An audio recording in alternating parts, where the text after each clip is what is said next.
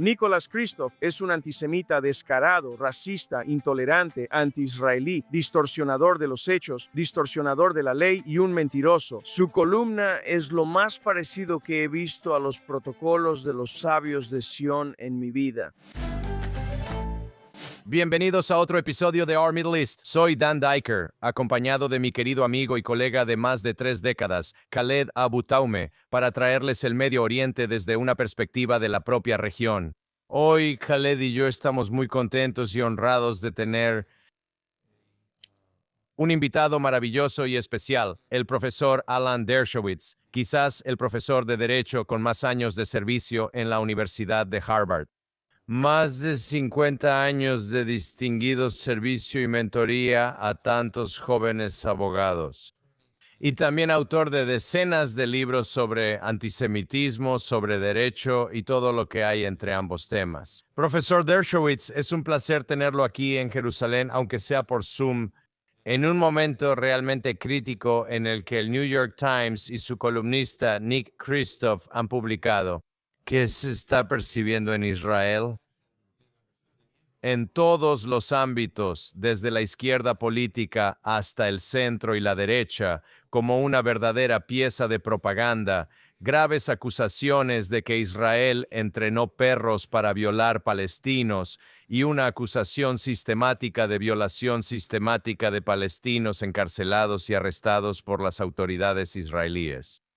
Queríamos conocer tu opinión sobre la noticia más reciente que acaba de salir hace unos momentos. El primer ministro Benjamín Netanyahu y el ministro de Relaciones Exteriores Gideon Sa'ar han instruido a las autoridades legales aquí en Israel que presenten una demanda por cargos de difamación y calumnias contra el autor y la publicación de este artículo en la portada del New York Times este pasado lunes. ¿Qué tan razonable o posible es una demanda potencial como esta en esta situación en particular? Empecemos con la columna en sí. Nicholas Kristof es un antisemita descarado, racista, intolerante, distorsionador de los hechos, distorsionador de la ley y un mentiroso, además de ser anti-Israel. Y él ha sido así, ya sabes, desde que yo he estado siguiendo el New York Times. No es el único miembro de su familia. No vamos a entrar en eso, que tiene problemas de este tipo, pero es una persona terrible. Y su columna es lo más parecido que he visto a los protocolos de los sabios de Sión en mi vida. Los protocolos, como esta columna, pretendían basarse en hechos, no eran opiniones. Las personas que falsificaron los protocolos decían, tenemos hechos. Sabemos que los líderes judíos se reúnen y controlan el mundo, controlan la economía. No eran opiniones, eran supuestos hechos. Y eso es lo que hizo Kristof. Disfrazó una supuesta columna periodística que informaba hechos como una opinión para intentar inmunizarla de acciones legales, pero no engaña a nadie. Esto no son opiniones. No dijo, en mi opinión, Israel entrena perros para violar palestinos. Dijo que es un hecho y supuestamente citó a alguien que fue víctima de una atrocidad ficticia como esa. Así que en esos países que permiten que naciones y grupos presenten demandas por difamación, me parece que hay un caso muy sólido. No en Estados Unidos, Israel no puede presentar una demanda. El Ministerio de Asuntos Exteriores no puede presentar una demanda. Solo los individuos o corporaciones, etcétera, pueden ser difamados. Pero no tengo ninguna duda de que ha ocurrido difamación. Y bajo la ley de probablemente Gran Bretaña, Canadá, quizá Australia, quizá Israel, estas afirmaciones pueden ser probadas en un tribunal de justicia. Así que no en Estados Unidos, pero sí en otros países que permiten acciones legales por difamación debido a discursos de odio. Profesor Dershowitz, ¿por qué cree que el New York Times decidió publicarlo como un artículo de opinión en lugar de una noticia o un reportaje? ¿Eso les da algún tipo de inmunidad legal contra las demandas? No inmunidad, pero sí protección. Han hecho esto cada vez más. Han inventado un nuevo concepto periodístico o antiperiodístico llamado análisis de noticias que ponen en la portada, lo que les da la excusa para publicar simples opiniones como si fueran hechos.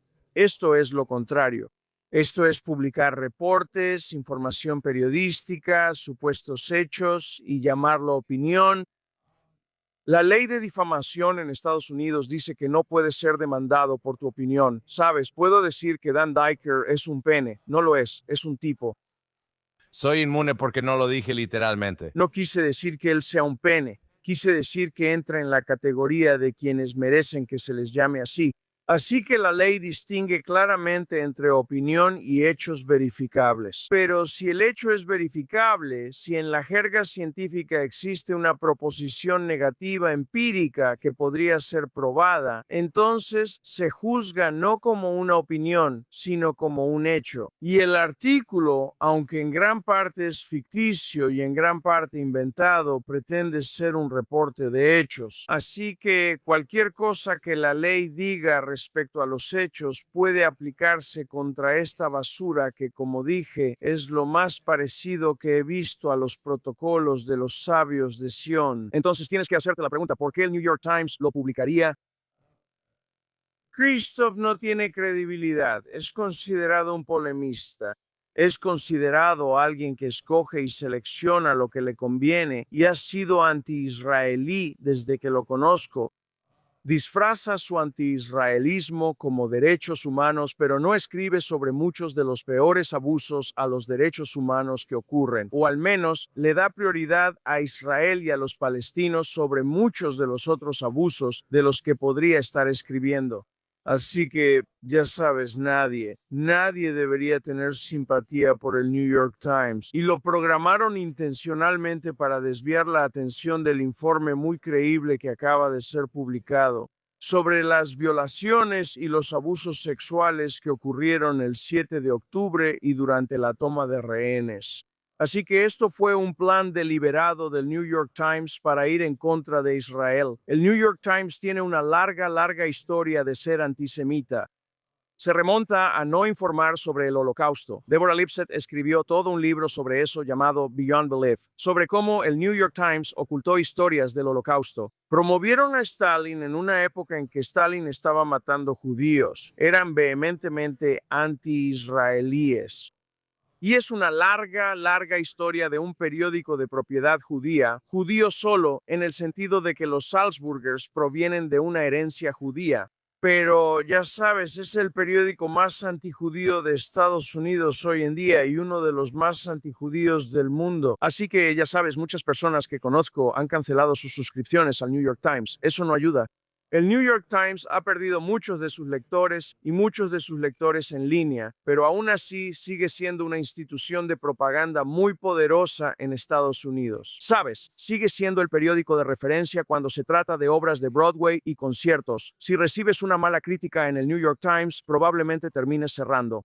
Entonces, ¿realmente estás diciendo que desde un punto de vista legal no hay nada que se pueda hacer al respecto? No hay nada que se pueda hacer al respecto en Estados Unidos. Hay otros países. Recuerda, el New York Times es un periódico internacional. En Londres, por ejemplo, podrías, porque tengo entendido que Londres tiene leyes muy estrictas contra la difamación. Pero también tienen leyes para turistas. No te permiten. Antes existía lo que se llamaba turismo de difamación. Es decir, la gente demandaba intencionalmente en Londres, aunque no tuvieran ninguna conexión con Londres. Así que los tribunales allá están muy preocupados por eso. El problema con Israel, por supuesto, es que puedes presentar demandas en Israel y puedes ganar, pero casi no vas a cobrar nada. Así que el asunto con Israel es presentar la demanda y obtener una resolución. Ahora, no tendrá la misma credibilidad que una demanda en otro país podría tener y no van a recaudar mucho dinero, pero el asunto no es recaudar dinero del New York Times, es desacreditarlo. Es oponerse a él en el mercado de las ideas donde él mismo opera y forzar la entrega de pruebas. Y sentarse con los abogados del New York Times y con Christoph y otros y someterlos a declaración y cuestionarlos sobre quiénes son sus fuentes. Y veremos si los tribunales les permitirán proteger a sus fuentes, aunque hay un verdadero problema sobre la credibilidad de al menos algunas de esas fuentes. Es extraordinario, profesor Dershowitz. Tengo aquí en mi mano izquierda el artículo de opinión que se llama The Silence That Meets the Rape of Palestinians. Y es más que irónico que el informe oficial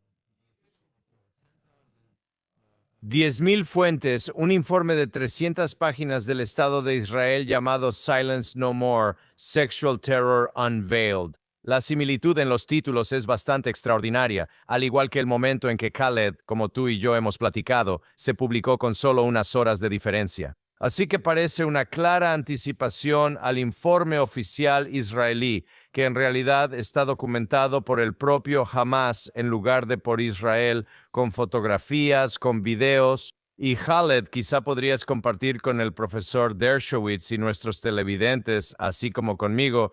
Tú eres un experto en todo lo relacionado con Palestina y el mundo árabe. Esta estrategia que hemos visto manifestarse en la portada del New York Times es una estrategia de Hamas. Y la ONG que Christoph cita él mismo está afiliada a Hamas. Sí, Sabes, esto le está dando municiones a Hamas y a la mayoría de los enemigos de Israel en todo el mundo. Sabes, desde que salió el artículo ha estado circulando en diferentes sitios y cuentas de redes sociales, la mayoría de ellas asociadas con Hamas, por cierto.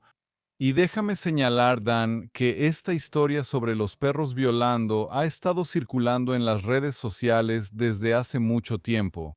La mayoría de los medios árabes, los medios principales en el mundo árabe, no lo difundieron. Pero ahora que el New York Times lo ha publicado, todos están citando al New York Times y dicen, ya sabes, este es el New York Times. Vas a las cuentas de redes sociales afiliadas a Hamas y ves que esta es la noticia número 1. Vas a la Yihad Islámica Palestina, vas a todos los elementos anti-israelíes en el mundo árabe. Se está usando para promover el odio contra Israel, para deslegitimar a Israel, para demonizar a los judíos. Esto es parte de la campaña para deslegitimar y demonizar a Israel. Este es el octavo frente.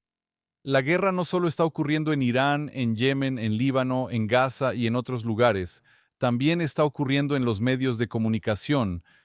no hay duda de eso. Y también está ocurriendo en los campus universitarios y esta se convertirá en la principal acusación contra Israel en los campus universitarios porque la violación es un tema muy importante. No hay duda de que en algunos campus universitarios existe lo que se llama una cultura de la violación, donde los jóvenes se aprovechan de las mujeres, las emborrachan, las duermen, les dan drogas. Y espero que Nicholas Kristof investigue ese tema porque está muy cerca de casa. Pero Kristof decide no analizar esos temas. En cambio, retrata al único país que probablemente ha hecho más para abordar los abusos en las cárceles. Recuerda, todos y cada uno de los países democráticos del mundo tienen abusos en las cárceles. Ha habido informes en Estados Unidos, informes en Gran Bretaña, informes en Australia, informes en Canadá. Los guardias de prisión sí abusan de los prisioneros, lo sabemos. Hubo un caso famoso en Estados Unidos donde hubo una violación rectal. Así que la pregunta no es si estas cosas ocurren. Por supuesto que ocurren. Y por supuesto ocurren especialmente durante tiempos de guerra y después de un incidente como el del 7 de octubre. La pregunta es, ¿qué hace el país al respecto? Israel ha hecho más para abordar este problema e ir tras algunas de las personas involucradas que muchos otros países, pero eso no se informó. Lo único que se informó fue este tipo de repetición de lo que ha estado en las redes sociales durante años. Y lo que yo he visto y lo que otros han visto es un patrón en el que los activistas de Hamas inventan historias y luego crean paralelismos. Hacen que todos cuenten la misma historia. Y esa historia gana una credibilidad falsa al ser repetida. La verdad es que cuando las historias se repiten una y otra vez con cierto grado de paralelismo, eso suele ser una buena prueba de que son inventadas.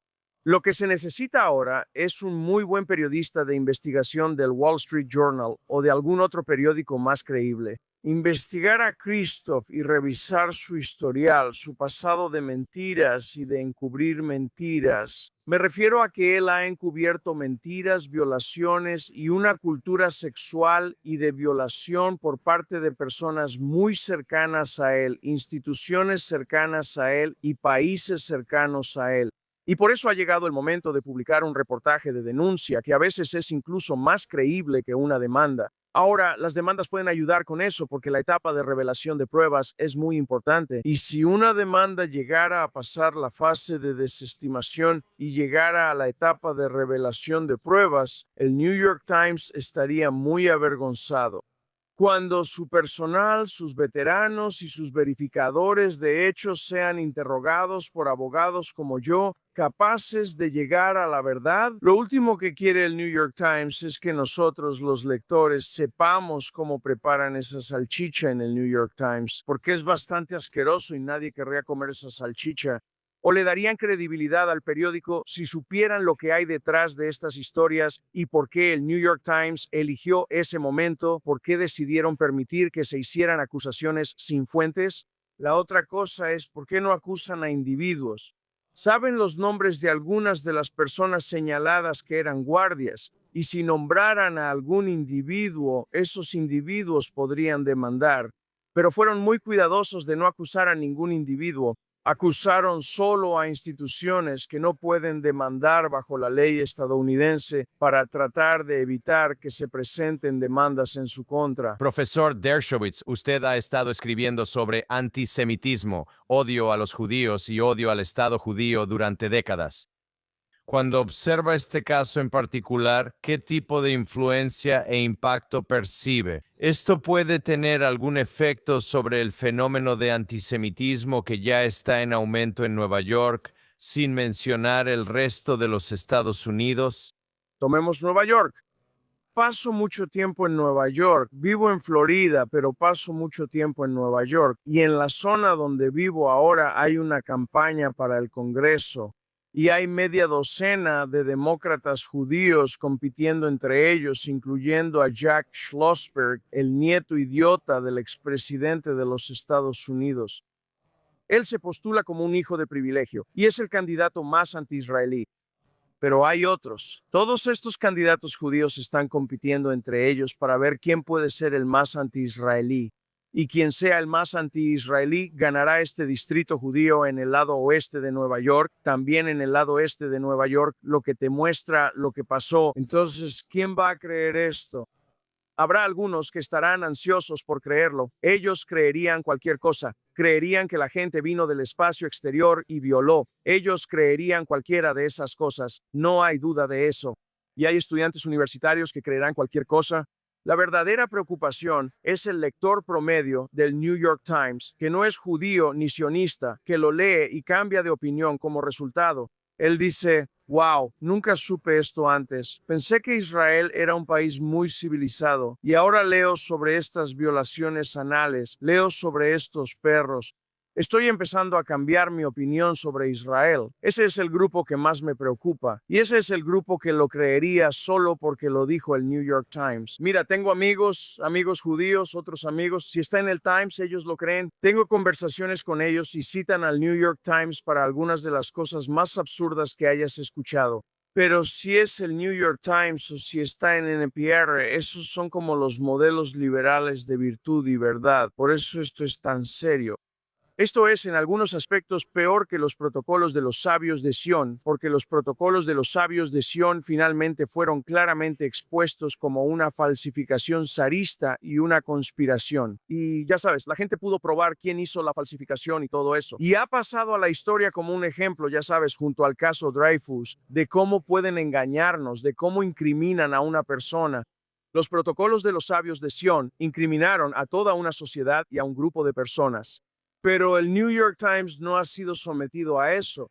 Y por eso es importante que ahora haya reportajes periodísticos de investigación sobre Cristo y sobre lo que no ha reportado, lo que ha encubierto y por qué elige esto para escribir y enfocarse. Y ese tiene que ser el siguiente paso y espero que pueda hacerlo. Estaría feliz de ayudar y participar en cualquier actividad así, porque para mí, como creyente en la libertad de expresión, la respuesta al discurso dañino siempre es un discurso mejor, más discurso, no la censura. Sí, la pregunta, Dan y profesor Dershowitz, es que el New York Times tiene una oficina aquí en Israel y hay varios reporteros y periodistas.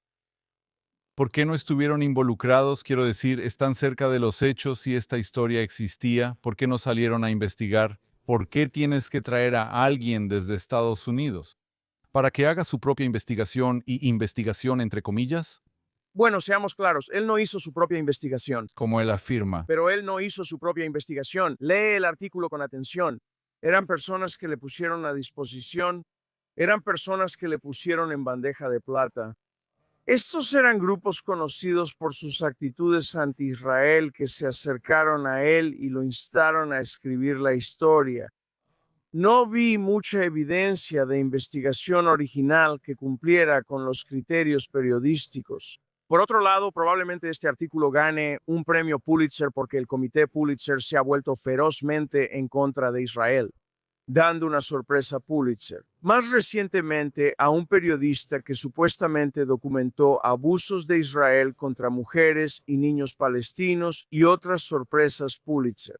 El comité del premio Pulitzer se ha vuelto muy de izquierda, muy anti-israelí, así que esto va a ser nominado para una sorpresa Pulitzer y eso va a incentivar cada vez más reportajes falsos como este. Por eso tiene que ser expuesto rápidamente y expuesto de manera creíble por otros periodistas que realmente se preocupan por la integridad periodística. Tengo que decirte, sabes, he vivido muchos años, tengo 87 años, he tratado con muchos profesionales, psiquiatras, doctores, lo que quieras. El grupo menos ético de personas con las que he trabajado en mi vida han sido los periodistas. Los periodistas, los menos éticos, empezando por The New Yorker, 60 Minutes, The New York Times. El grupo menos ético de personas que he conocido han sido los periodistas. Y la razón por la que son tan malos es porque vienen con una supuesta integridad periodística. Y la integridad real es mucho menor que la integridad percibida, así que la barrera es la más grande. Y por eso creo que los periodistas en general son el grupo de profesionales menos ético que en mi larga trayectoria profesional he conocido. Llevo haciendo esto por más de 65 años. Los periodistas han sido los peores y el New York Times ha estado entre los peores porque tiene tan buena reputación y es tan malo en realidad. Sabes, Dan, y profesor Dershowitz, como periodista puedo decirte que he trabajado con cientos de reporteros internacionales durante las últimas 4 décadas. He ayudado a descubrir el conflicto aquí.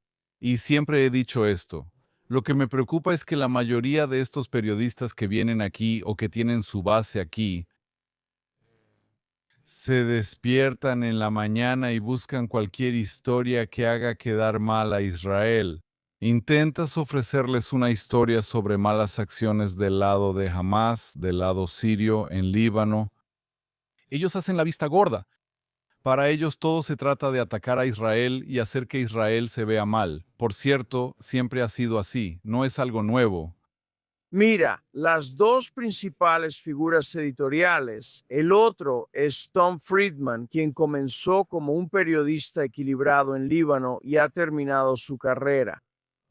Todos esperamos que termine pronto. Ha terminado su carrera con uno de los peores artículos que he visto, en el que dice, como judío estadounidense, estoy dividido.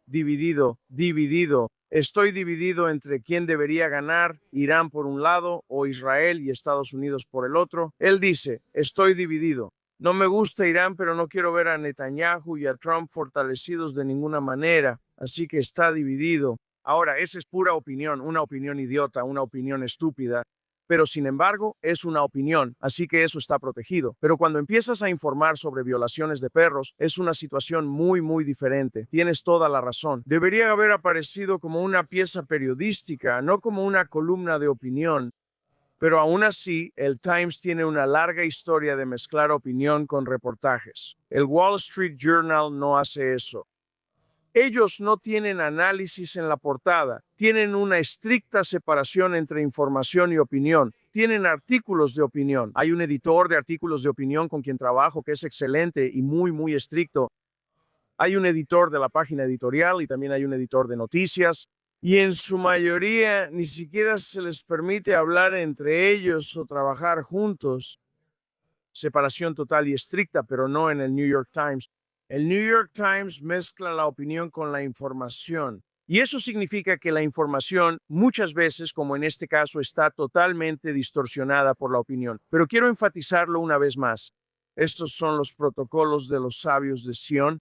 Esto es lo más parecido a eso que he visto en el periodismo moderno porque pretende basarse en hechos. Y los hechos son falsos. Y es muy importante descubrir la falsedad de esos hechos. Eso no significa que Israel sea perfecto.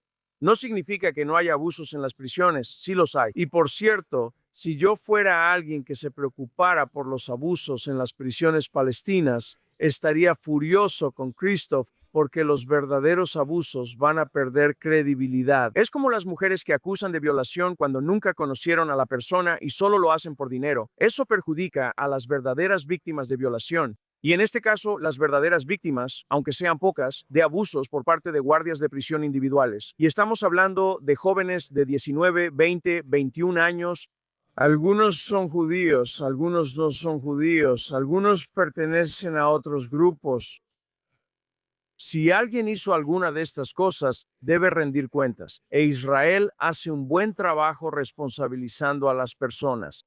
Pero este tipo de reportajes al final va a resultar tan poco creíble que probablemente va a perjudicar los pocos casos reales de abuso. Profesor Dershowitz, ¿hay alguna medida que se pueda tomar contra las organizaciones detrás de esto, los llamados centros de investigación en Europa, por ejemplo, los que están afiliados a Hamas y que están detrás de estas historias? Como Euromed. Sí, Euromed, o sea, mira el nombre, Euromed con sede en Ginebra. Da la impresión de que esto es algo europeo. Mira a Médicos Sin Fronteras, que se ha convertido en un frente de Hamas y son considerados sumamente creíbles. O sea, eso es lo que debería estar haciendo un buen periodismo.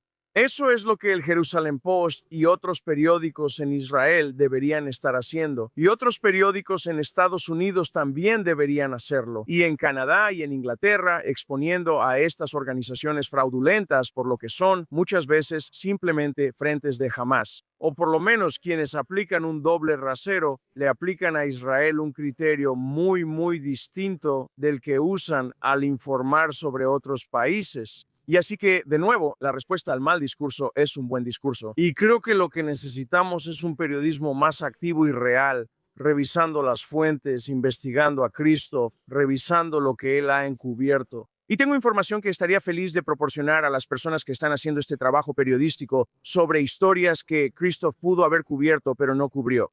Y eso es tan importante como las historias que sí cubre, y especialmente porque las cubre de manera tan inexacta. Pero espero que el New York Times, que ha recibido tantas quejas, haga su propia investigación interna y vea por qué.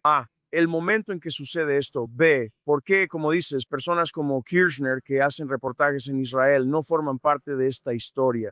Ella fue parte de la historia que no recibió tanta atención, parte de la historia de la verdadera investigación que se hizo. Ella escribió esa historia para el New York Times, pero hasta donde sé, no tuvo mucho que ver con esta historia. Así que tienes toda la razón. Esto debió haber sido hecho por reporteros capacitados. Christoph no es reportero.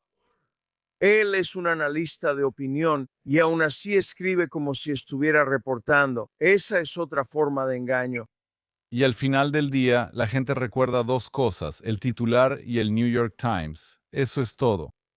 El New York Times le da una credibilidad falsa y por eso el New York Times tiene que someterse a sus propios estándares de reporteo, a mejores estándares. Pero mira, en general entendamos que el New York Times ha perdido su credibilidad. ¿Alguna vez tuvo credibilidad?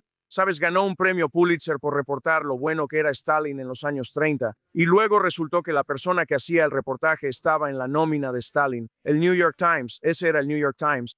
Hemos visto otras historias similares también, así que el New York Times tiene un verdadero problema de credibilidad, pero esta es una de las peores historias que ha publicado el New York Times. Y precisamente como lo dijiste al principio, porque pretende estar informando, relatando lo que la gente ha dicho y luego lo pone en el contexto de una opinión para protegerlo de estar sujeto a las reglas habituales a las que están sujetos los reporteros cuando citan sin dar la fuente de su material. Profesor Dershowitz, ¿sugeriría usted que hay periódicos israelíes como el Jerusalem Post, como JNS y Yediot Ahronot, que tiene una versión en inglés, o Ynet, como le llaman, que también tiene una versión en inglés? Si ellos hicieran una investigación independiente, porque tienen todas las fuentes reales en el sistema penitenciario, en el Shabak, en la comunidad de investigación, en la comunidad de colonos. Quiero decir, este artículo acusó a los judíos que viven en Judea y Samaria de ser parte de esta cultura de la violación, de este fenómeno de tortura sexual sistemática. Entonces, sería útil para la comunidad internacional que los medios locales hicieran una investigación profunda, un reportaje serio e investigativo y expusieran todos estos fenómenos propagandísticos. Sí, pero tiene que aplicar criterios periodísticos rigurosos, si es posible nombrar fuentes y proporcionar credibilidad. Quiero decir, lo interesante de este artículo es, o lo peor de él, es que este intolerante que lo escribió básicamente compara lo que hizo Hamás con estas acusaciones. Y por supuesto, en el caso de Hamás, ellos mismos lo grabaron en video. Hay pruebas creíbles. Mucho de eso está en el informe que acaba de salir. Y compararlo con fuentes anónimas o una fuente identificada que tiene verdaderos problemas de credibilidad. La idea de comparar el rigor periodístico de una cosa con la otra es tan mendaz y maliciosa como el propio informe. Y finalmente, profesor Dershowitz, una pregunta más amplia en términos generales. Israel ha estado bajo ataque global ahora, de manera más dramática, desde la invasión del 7 de octubre, el asesinato masivo, la violación, la tortura y el secuestro de israelíes y estadounidenses. Podría decir, entre nacionales de otros 15 países, el 7 de octubre de 2023. ¿Qué diría usted sobre el gran debate que hay en Israel acerca de lo que el país puede hacer para frenar esta ofensiva global? ¿Cuáles son algunas de tus ideas al respecto? Primero que nada, recordemos que el ataque más exitoso que jamás haya hecho Hamás contra Israel fue el 7 de octubre, porque la dinámica había cambiado, la retórica había cambiado y el mundo está premiando la violación, el mundo está premiando el asesinato, el mundo está reportando la masacre. Las universidades, los profesores lo están premiando y están enviando un mensaje. Háganlo de nuevo, háganlo de nuevo. Si quieres cambiar la opinión, viola, asesina, decapita, maltrata a los niños. Y entonces, ya sabes, el mundo tal vez te preste algo de atención. Sabes, he estado escribiendo una serie de libros que he estado regalando gratis en los campus universitarios. El primero fue Las 10 grandes mentiras sobre Israel y cómo refutarlas. Pero tengo uno que salió hace poco y se llama La sangre judía ya no es barata. Y cuento la historia de lo que pasó el 7 de octubre y lo que pasó el 8 de octubre, que en muchos sentidos fue más duradero que la horrible tragedia de lo que ocurrió el 7 de octubre. Mira, la primera regla que Israel tiene que cumplir, y esto no responde directamente a tu pregunta, pero es realmente importante. Israel nunca, jamás, bajo ninguna circunstancia, debe sacrificar su seguridad militar por el deseo de tener buenas relaciones públicas. Siempre debe poner su seguridad militar en primer lugar, debe proteger a su gente, debe atacar a Irán, debe buscar un cambio de régimen, debe hacer todas las cosas que está haciendo, algunas de las cuales Estados Unidos le está impidiendo hacer ahora. Esa tiene que ser la primera prioridad porque eso funciona. Mientras que nada de lo que haga Israel puede funcionar para cambiar la opinión académica. Recordemos, ¿quién llevó a los nazis al poder? Estudiantes de la Universidad de Múnich, la Universidad de Berlín, la Universidad de Heidelberg. ¿Quién llevó a Stalin al poder? Estudiantes de la Universidad de San Petersburgo y la Universidad de Moscú. ¿Quién llevó a Castro al poder? Estudiantes de las universidades en Cuba y otros lugares. ¿Quién llevó a Pol Pot al poder? Los estudiantes son quienes llevan a los tiranos al poder, y los estudiantes a menudo reflejan el futuro de un país. Y por eso creo que el futuro de las relaciones públicas en relación con Israel va a empeorar, no va a mejorar. Y existe la tentación de intentar cambiar eso cambiando el comportamiento de Israel. Gran error.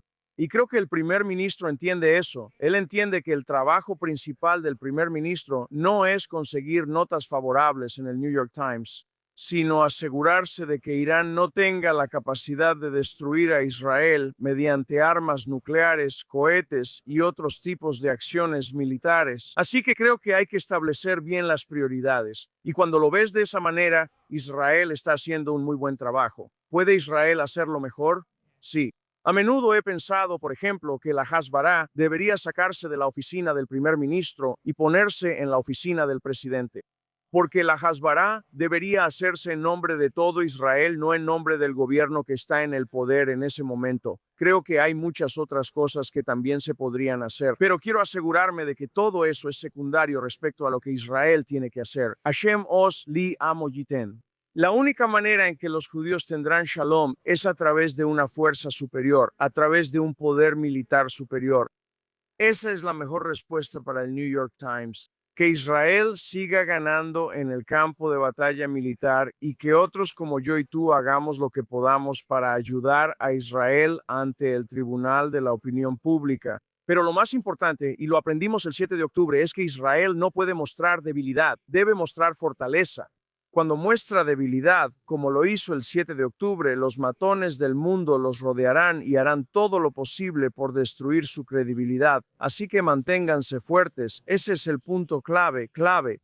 Bueno, muchas gracias por acompañarnos hoy como nuestro invitado especial en Our Middle East. Ha sido muy esclarecedor, como siempre, profesor Dershowitz. Y solo diré que recuerdo cuando estaba en mi último año en Harvard College, en 1984, usted fue mi maestro. Cuando nos llevaste, en ese entonces, a la Asociación de Estudiantes Negros y a la Facultad de Derecho, donde se presentó la OLP, y sacaste a los estudiantes judíos. Esa fue mi primera manifestación.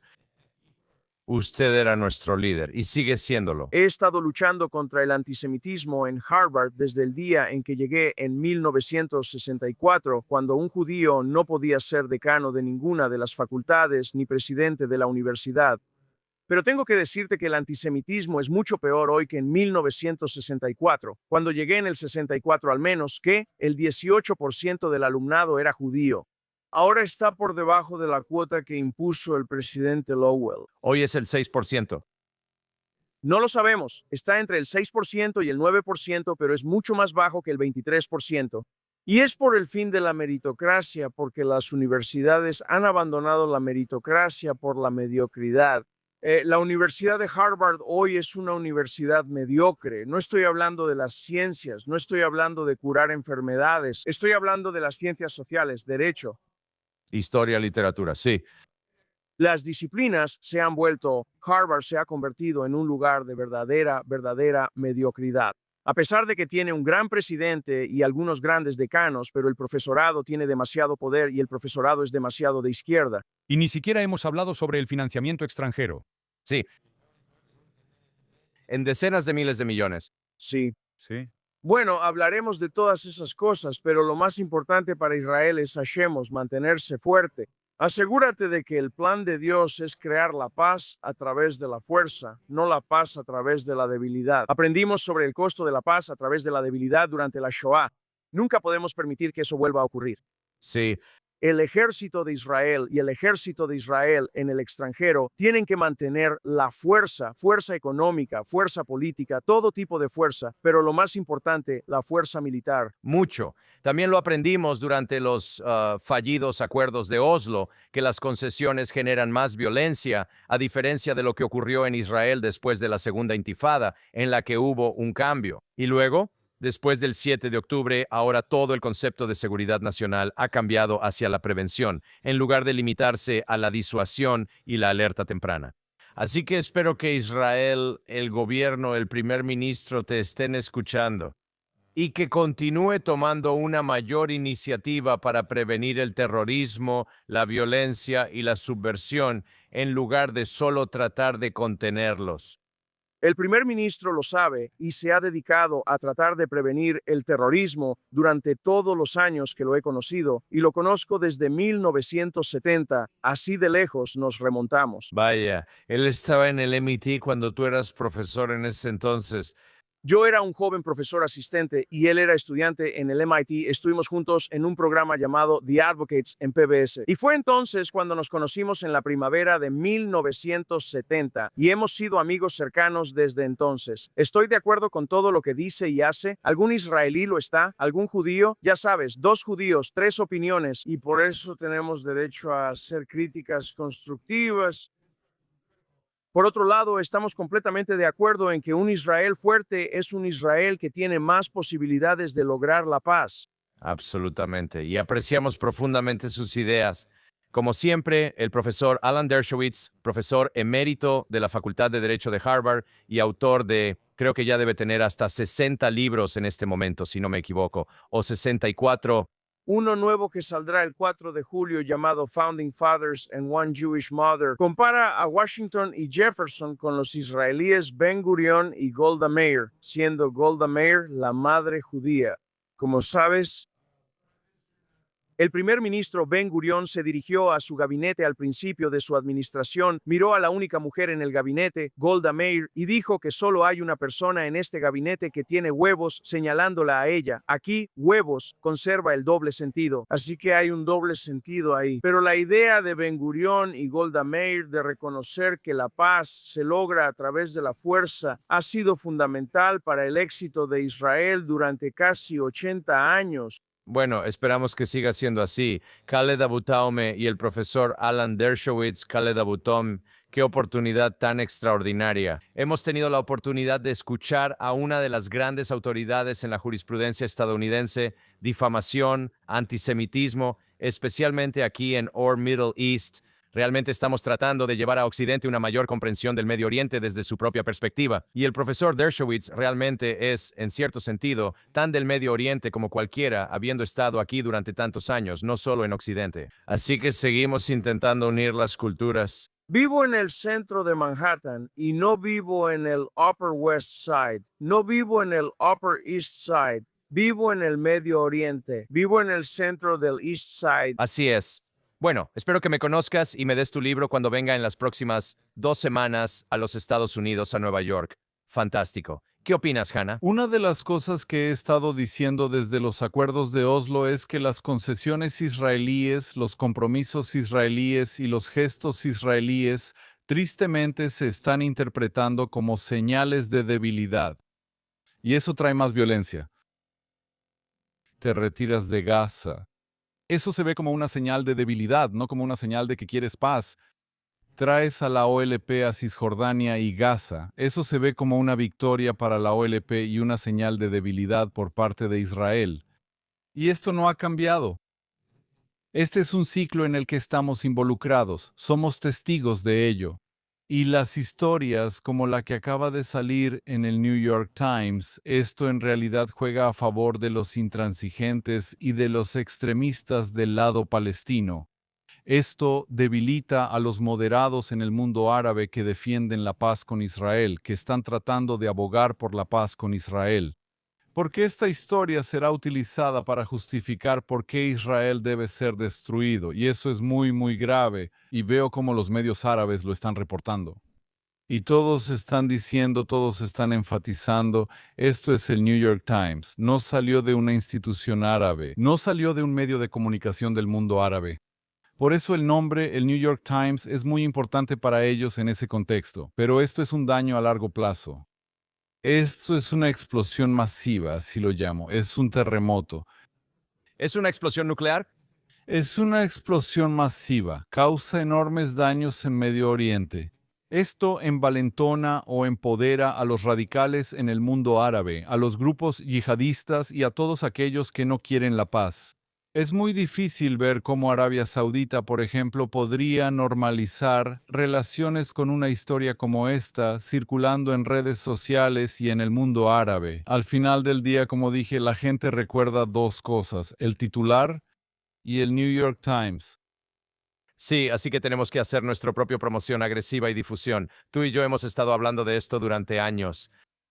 Ya sea que, como señaló el profesor Dershowitz, este caso en particular sea legalmente procedente o no, que entendemos que no lo es en Estados Unidos. Sin embargo, El pretexto de presentar una demanda ciertamente se convierte quizás en una flecha más en el carcaj de la opinión pública en Estados Unidos. Y como dijo el profesor Dershowitz, lleven esto al tribunal de la opinión pública, desacrediten a quienes están detrás, desacrediten el reportaje. La batalla es por la opinión pública, y ahí es donde debe estar el enfoque. Ahí es donde debe estar el enfoque y donde debe estar el enfoque de Israel, aunque ganar en el campo de batalla militar, como dijo el profesor Dershowitz, es lo principal. Absolutamente. Paz a través de la fuerza. Y espero que nuestro programa esté programado a través de la fuerza. Absolutamente. En el Medio Oriente. Por cierto, entendemos el lenguaje del Medio Oriente. ¿Sí? Lo aprecio mucho. Gracias. Muchas gracias, señor Dershowitz.